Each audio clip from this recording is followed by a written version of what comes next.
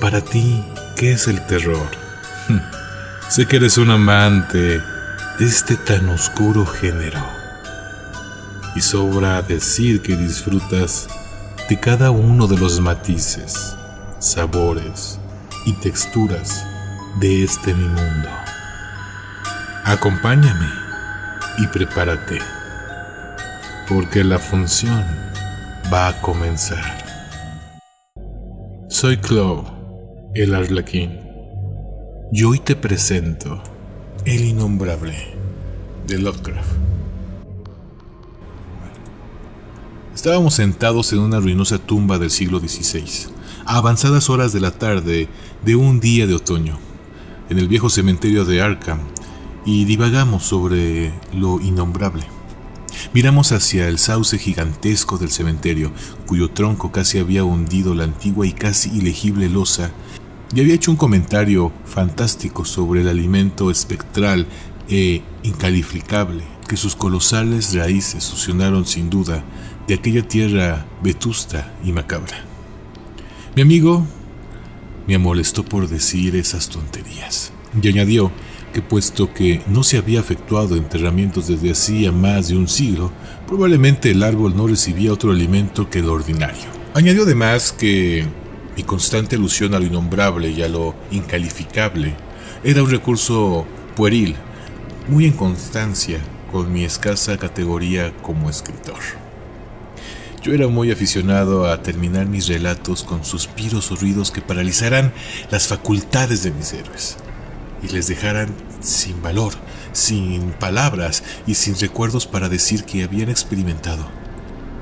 Conocemos las cosas, decía él, solo a través de nuestros 5 sentidos o nuestras instrucciones religiosas. Por lo tanto, es completamente imposible hacer referencia a ningún objeto o visión que no pueda describirse claramente mediante la sólida definición empírica o las correctas doctrinas teológicas perfectamente congregacionistas, con las modificaciones de su tradición o Sir Arthur Conan Doyle pueda aportar. Con este amigo, John Malton, discutía a menudo lánguidamente. Era director de Earl High School, nacido y criado en Boston, y practicaba de esas sorderas autocomplacientes de la Nueva Inglaterra para las delicadas insinuaciones de la vida. Su opinión era que solo nuestras experiencias morales objetivas poseen importancia estética, y que lo que incumbe el artista es no tanto suscitar una fuerte emoción mediante la acción, el éxtasis y el asombro, como mantener un plácido interés y apreciación con detallada y precisa transcripciones de lo cotidiano. En particular, era contrario a mi preocupación por lo místico y lo inexplicable, porque aunque creía en lo sobrenatural mucho más que yo, no admitía que fuese tema suficiente común para aportarlo en literatura. Para un intelecto claro, práctico y lógico, era increíble que una mente pudiese encontrar su mayor placer en la elevación respecto de las ruinas diarias y de las combinaciones originales y dramáticas de imágenes normalmente reservadas por el hábito y el cansancio de las triviales formas de la existencia real. Según él, todas las cosas y sentimientos tenían dimensiones, propiedades, causas y efectos fijos, y aunque sabía vagamente que el entendimiento tiene a veces visiones y sensaciones de naturaleza bastante menos geométricas, clasificables y manejable, se creía justificado por trazar una línea arbitraria y desestimar todo aquello que no puede ser explicado y comprendido por el ciudadano ordinario. Además, estaba casi seguro de que no puede existir nada que sea innombrable. No era razonable, según él. Aunque me daba cuenta de que era inútil adulir argumentos imaginativos y metafísicos frente a la autosatisfacción de un ortodoxo de vida rutinaria. Había algo en el escenario de este coloquio vespertino que me incitaba a discutir más de que de costumbre. Las gastadas losas de pizarra, los árboles parciales, los centenarios tejados holandeses de la vieja ciudad embrujada que se extendía alrededor. Todo contribuía a encender el espíritu de defender mi obra. y no tardé en llevar mis ataques al terreno mismo de mi enemigo. En efecto, no me fue difícil iniciar el contraataque, ya que sabía que Joel seguía medio aferrado a muchas de las supersticiones de que la gente cultivada había abandonado ya. Creencias en apariciones de personas a punto de morir en lugares distantes o impresiones dejadas por antiguos rostros en las ventas a las que se había asomado en vida. Dar crédito a esas consejas de viejas campesinas, insistía yo, y presuponía una fe en la existencia de la sustancia espectral de la Tierra, separada de sus duplicados materiales y consistente a ello. Implicaba, además, una capacidad para creer en fenómenos que estaban más allá de toda la noción normal. Pues si un muerto puede transmitir su imagen visible o tangible a la distancia de medio mundo o desplazarse a lo largo de siglos, ¿por qué iba a ser absurdo suponer que las casas deshabitadas están llenas de extrañas entidades sensibles o que los viejos cementerios rebosan de terribles e incomprendibles generaciones de inteligencias? Y dado que el espíritu, para efectuar las manifestaciones que se atribuyen, no puede sufrir limitación alguna de las leyes de la materia, ¿por qué es una exageración imaginar que los seres muertos perviven psíquicamente en forma o sustancia de formas que para el observador humano resulta absoluto y espantosamente innombrable? El sentido común a la reflexión sobre estos temas, le aseguré a mi amigo con calor, no es sino una estúpida falta de imaginación y de flexibilidad mental. Había empezado a oscurecer, pero ninguno de los dos nos apetecía dejar la conversación. Mantos no parecía impresionado por mis argumentos y estaba deseoso de refutarlos con esa confianza en su propia opinión que tanto éxito le da como profesor. Mientras que yo me sentía demasiado seguro en mi terreno como para temer una derrota. Cayó la noche y las luces brillaron débilmente en alguna de las ventanas distantes, pero no nos movimos.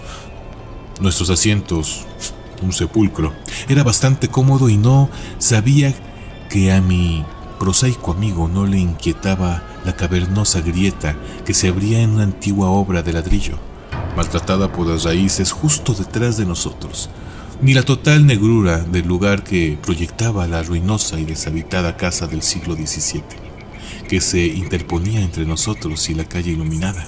Allí sentados en la oscuridad, junto a la héndida tumba próxima a la casa deshabitada, conversamos sobre lo innombrable y cómo mi amigo dejó de burlarse. Le hablé de la espantosa prueba que había detrás del relato mío, del que más se burlaba. El relato se titula La ventana del ático y había aparecido en el número de Whisper correspondiente a enero de 1922. En muchos lugares, especialmente en el sur y en la costa del Pacífico, retiraron la revista de los kioscos a causa de las quejas de los estúpidos pusilámines. Pero en Nueva Inglaterra no causó ninguna emoción y la gente se engrocijó de hombros ante mis extravagancias. Era impensable, dijeron, que nadie se sobresalte con aquel ser biológicamente imposible. No era sino una conseja más, una habladuría de Cotton March. Había hecho lo bastante creíble como para incluirla en su caótico Magnalia, y se hallaba tan pobremente autentificada que ni siquiera se había atrevido a citar el nombre de la locación donde había tenido lugar el horror. Y en cuanto a la ampliación que yo hacía de la breve nota del viejo místico, era completamente imposible y típica de un plumífero frívolo y fantasioso. Barter había dicho que efectivamente que había nacido semejante ser, pero nadie, salvo un sensacionalista barato, podría pensar que se hubiese desarrollado. Se fuese asomando por las ventanas de la gente por la noche y se ocultaba en el ático de una casa, en cuerpo y alma, hasta que alguien lo descubrió siglos después en la ventana, aunque no pudo describir qué fue lo que le volvió grises sus cabellos. Todo esto no era más que descarada mediocridad, cosa en la que no paraba de insistir mi amigo Malton. Entonces le hablé de lo que había descubierto en un viejo diario redactado entre 1706 y 1723, desenterrado entre los papeles de la familia, a menos de una milla de donde estaba sentado. De eso y de la verdad inefutable de las cicatrices que mi antepasado tenía en el pecho y la espalda, que el diario describía. Le hablé también de los temores que abrigaban otra gente de esta región y de lo que se rumoró durante generaciones y de cómo se demostró que no era fingida la locura que le sobrevino al niño que entró en 1793 en una casa abandonada para examinar determinadas huellas que se decía que había. Fue sin duda un ser horrible. Rió. Es de extrañar que los estudiosos se entremezclen al alborotar la poca puritana de Massachusetts. Se conoce muy poca cosa de lo que ocurrió bajo la superficie, aunque a veces supura horriblemente con un brujero putrescente. El terror de las brujerías es un destello de la luz de lo que bullía en los estrujados cerebros de los hombres. Pero incluso eso es una pequeñez. No había belleza, no había libertad. ¿Cómo pueden compararse los restos arqueológicos y domésticos y los sermones envenenados de los rigurosos teólogos?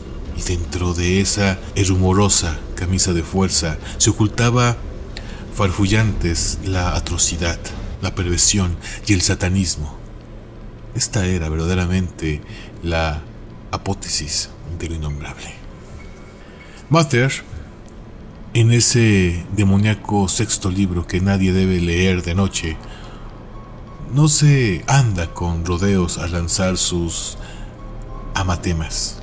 Severo como un profeta judío y lacónicamente imperturbable como nadie hasta entonces, habla de la bestia que dio a luz un ser superior a las bestias, aunque inferior al hombre, el ser del ojo manchado y del deshilacho y vociferante borracho al que ahorcaron por tener un ojo así.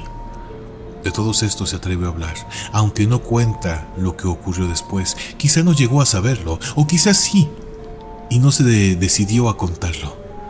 Hay quienes sí que se enteraron, aunque no llegó a decir nada. Tampoco se dio explicación pública de por qué se hablaba con temor de las cerraduras de las puertas que había al pie de la escalera del cierto ático donde vivía un viejo solitario, amargado y decrépito, el cual se había atrevido a levantar la losa de determinada sepultura anónima sobre la cual, sin embargo, existían numerosas leyendas capaces de helarle la sangre a cualquiera. Todo está en ese diario ancestral que encontré. Las secretas alucinaciones e historias susurradas sobre seres con un ojo manchado que andaban asomándose a las ventanas por la noche o eran vistos por los prados desiertos, cerca de los bosques. Mi antepasado vio a un ser así, en una carretera sombría que corría por un valle, el cual le dejó señales de cuernos en el pecho y de garras en la espalda. Y cuando buscaron sus pisadas en el polvo encontraron huellas mezcladas de pezuñas, hendidas y zarpas vagamente antropoides. En una ocasión un jinete del servicio de correos contó que había visto a la luz de la luna unas horas antes del amanecer a un viejo corriendo y llamando a una criatura espantosa que andaba a zancadas por Meadow Hill, y muchos le creyeron, desde luego. Corrió una extraña historia una noche de 1710 cuando el viejo solitario y decrépito fue enterrado en una cripta que había detrás de su propia casa, cerca de las losas de pizarra sin inscripciones. Nadie abrió la puerta que daba acceso a las escaleras del ático, sino que dejaron la casa como estaba, pavorosa y desierta. Cuando se oían ruidos en ella, la gente murmuraba y se estremecía, confiando en que fuese bastante sólido el cerrojo de la puerta del ático.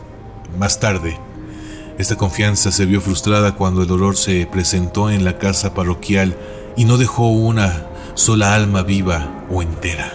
Con el paso de los años, la leyenda adoptaron unas características espectrales, pero supongo que aquel ser debió morir, si era una criatura viva.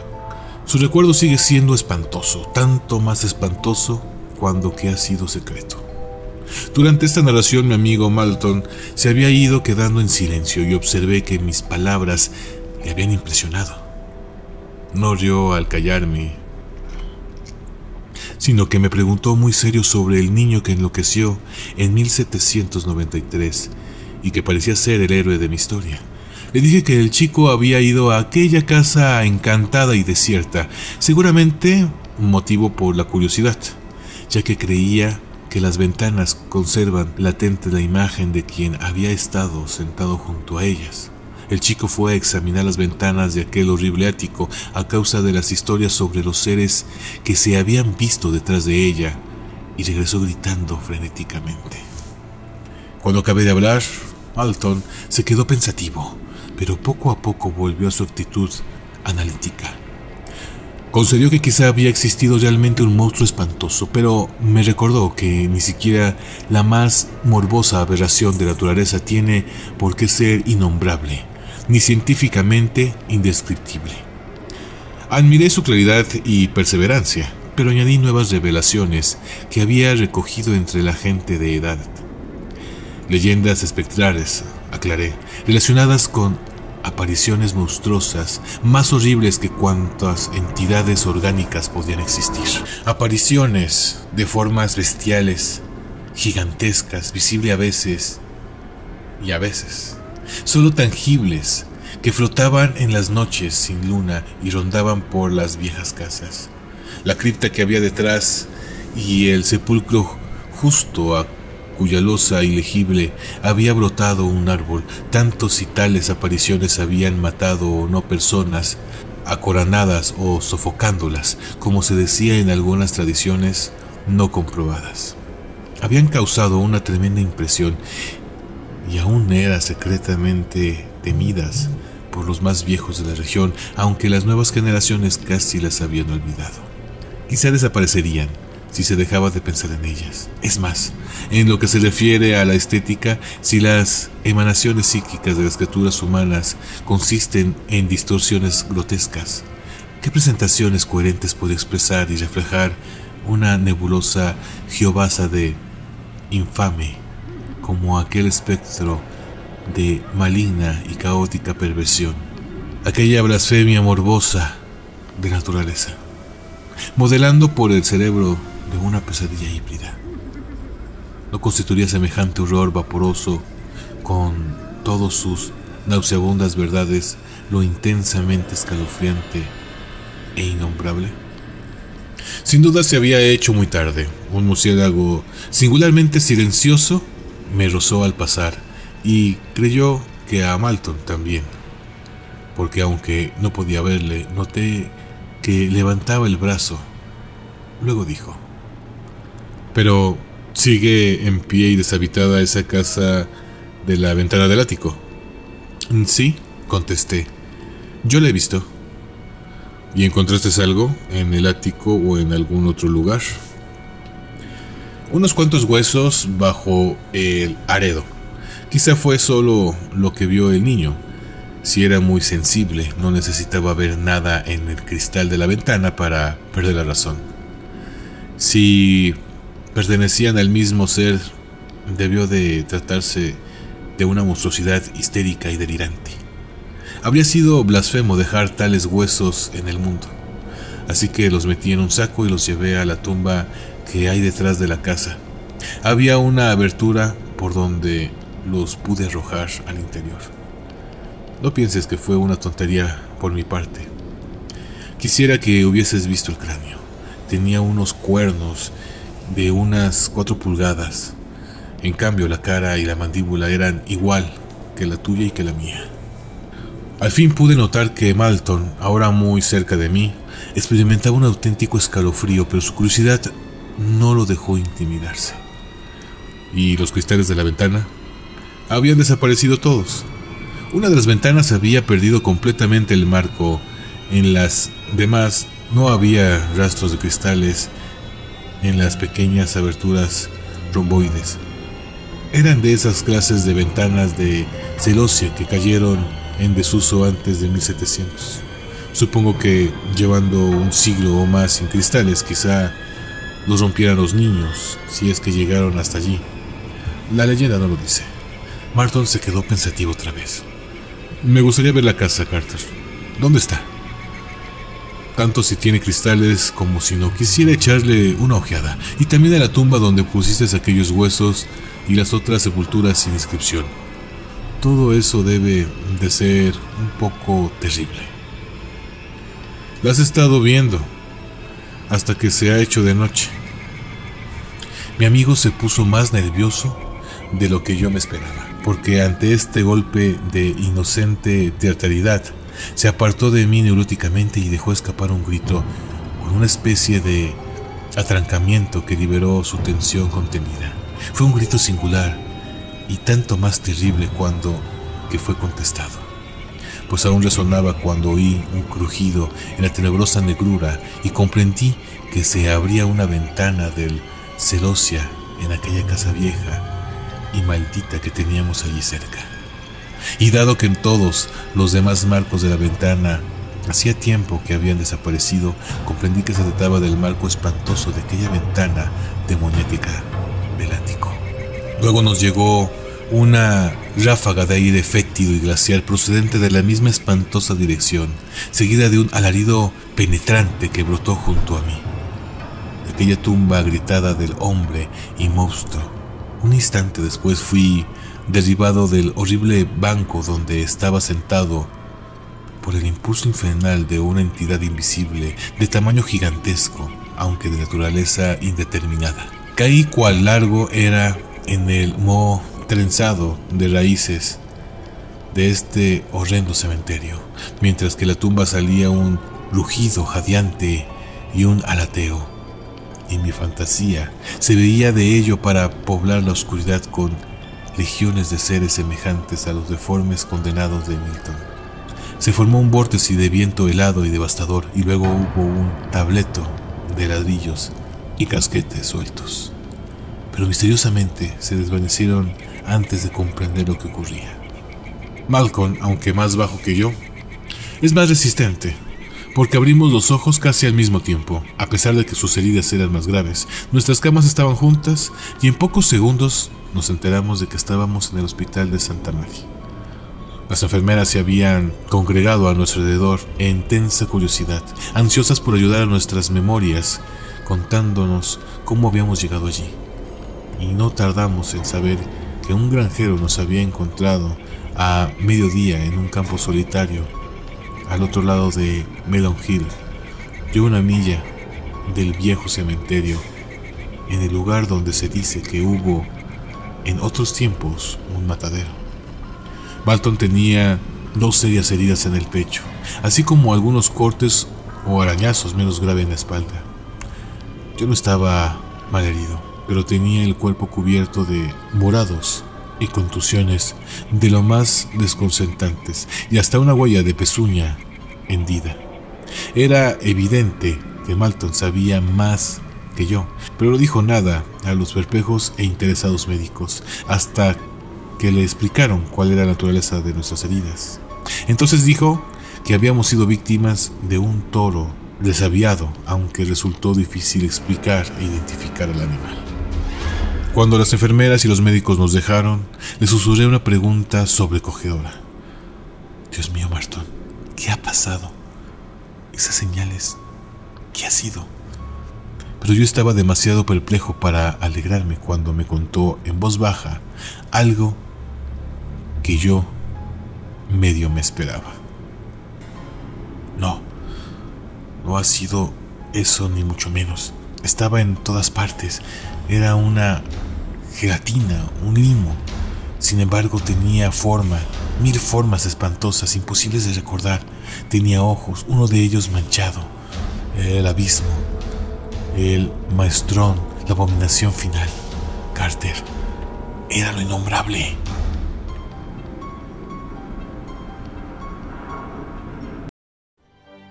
Yerrequín, este video está por terminar. Pero recuerda que en este canal tienes una lista de reproducción muy bien organizada, con temas que seguro te van a interesar. Y quédate al final de este video, porque tengo recomendaciones en las plantillas finales. Recuerda que también me encuentras en la app de Medioteca. Es completamente gratis si la quieres descargar. Y como siempre, si te gustó este video, deja un like, un comentario y activa la campana de notificaciones para que seas de los primeros en ver los videos nuevos. Y si puedes y te nace, En la descripción de este canal te dejo un link a mi página de Patreon, donde podrás apoyarme a que te siga entregando 3 videos por semana. Y bueno, esto ha sido todo por ahora. Soy Clow. Nos veremos en los sueños.